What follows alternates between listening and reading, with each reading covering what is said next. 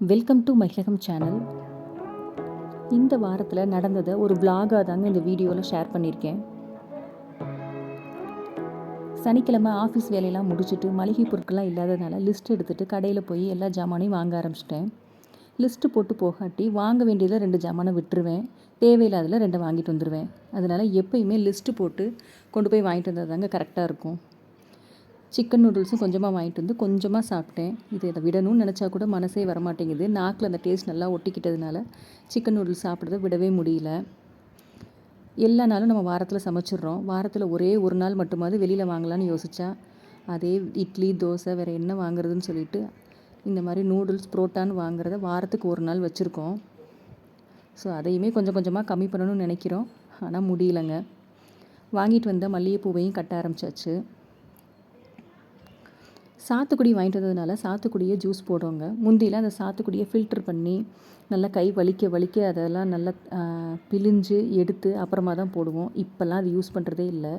இந்த மாதிரி கட் பண்ணிவிட்டு சீட்ஸ் எல்லாம் எடுத்துட்டு மிக்சியில் அடித்ததுக்கப்புறம் அந்த ஃபில்டரில் சுகர் போட்டு இன்னொரு தடவை நல்லா அடித்தா கடையில் கொடுக்குற மாதிரியே நல்லா நுரைச்சி வருங்க. ரொம்ப டேஸ்ட்டாக இருக்கும்.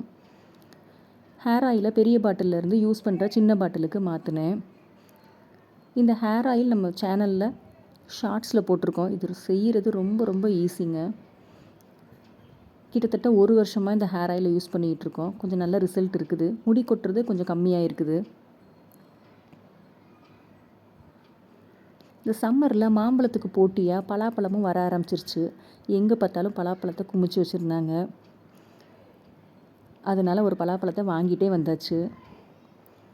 ஒரு 3.5 கிலோ வரைக்கும் இதோட வெயிட் இருந்துச்சுங்க.